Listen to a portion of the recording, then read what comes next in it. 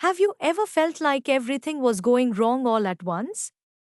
Or felt like you didn't belong anywhere, not even at school or home? Let's explore a heart touching story that begins with loss and loneliness but ends with warmth, hope, and friendship.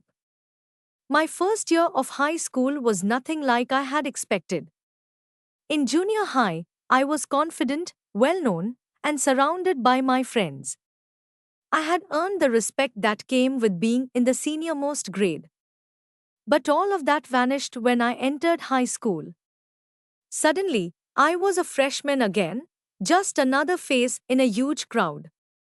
To make it worse, my closest friends had joined another school, leaving me to start over completely alone.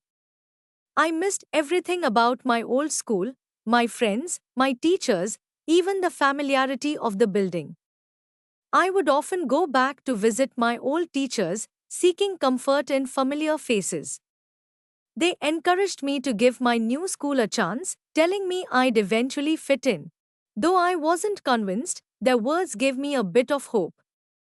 One Sunday afternoon, as I sat doing homework at the dining table, my cat curled up on my papers like she always did. She had been my constant companion ever since I rescued her as a kitten. My mother was tending the fire in the fireplace, and everything felt calm. But suddenly, I noticed a strange smell, and before we knew it, smoke started pouring in from the ceiling. In moments, the house filled with thick smoke, and we could barely see as we groped our way outside. Flames were already spreading across the roof. My mother dashed back into the house, determined to save something. I knew what it was: my father's pictures and letters. He had died when I was young, and those memories were everything to her. As she came out with a metal box and rushed in again, I screamed after her. A firefighter held me back, knowing I would have followed her in my panic. Thankfully, they got her out in time. As I hugged her, coughing and crying, the fear of losing her made all our past arguments disappear. The fire burned for hours. When it was finally over, our house was in ruins. But amidst the loss, one absence hit me hardest: my cat was nowhere to be found. The realization broke me. The new school, the fire, the fear, and now the possible loss of my pet, it all became too much. That night we stayed at my grandparents' house. The next day, my mother insisted I go to school, even though I had nothing of my own: my books, my bag, not even my own shoes.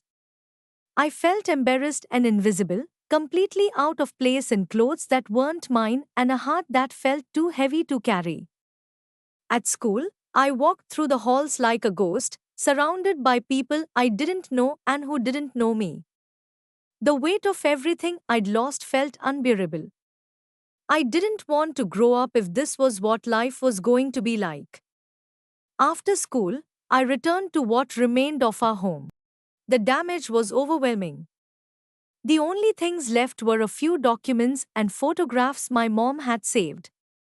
Everything else was gone, and still no sign of my cat.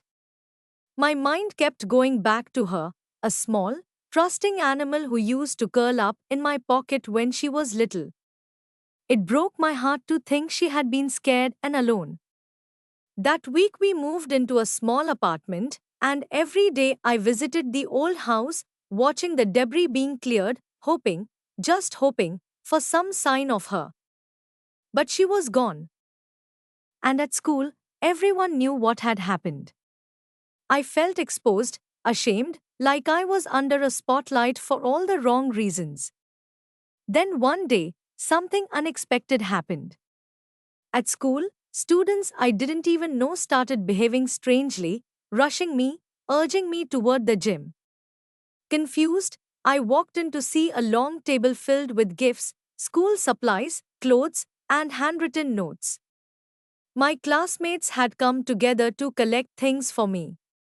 Some introduced themselves for the first time, others invited me to their homes. In that moment, I no longer felt like an outsider. And for the first time since the fire, I believed that things might just turn out okay. A few weeks later, I was back at our plot of land, watching the house being rebuilt. But I wasn't alone anymore. Two of my new friends were with me, helping me imagine what my new room could look like. That's when a woman approached us, holding something in her arms. Does this belong to you? She asked. It was my cat. Tears streamed down my face as I took her into my arms. She purred loudly, as if nothing had changed. The woman told me she had found the cat a mile away after the fire. The number on the collar hadn't worked because our phones were disconnected, but she'd kept trying, knowing this cat had someone who loved her dearly. With my friends by my side and my cat back in my lap, the weight on my chest finally lifted. Everything wasn't perfect yet, but the worst was over. I had new friends, kind people around me, and a second chance to rebuild both a house and a life. The story shows how change and loss can feel scary at first, but kindness, friendship, and hope can slowly bring life back to normal. We see how support from others, even strangers, can heal us and help us feel at home again, even when everything feels broken. We hope that you have understood the topic. You can now study chapter notes, watch video lectures, and solve MCQ tests of this chapter on EduRev. To ensure you score well in your school exams. And that's not all, you also get amazing courses for maths, science, English, Hindi, and much more. Thank you.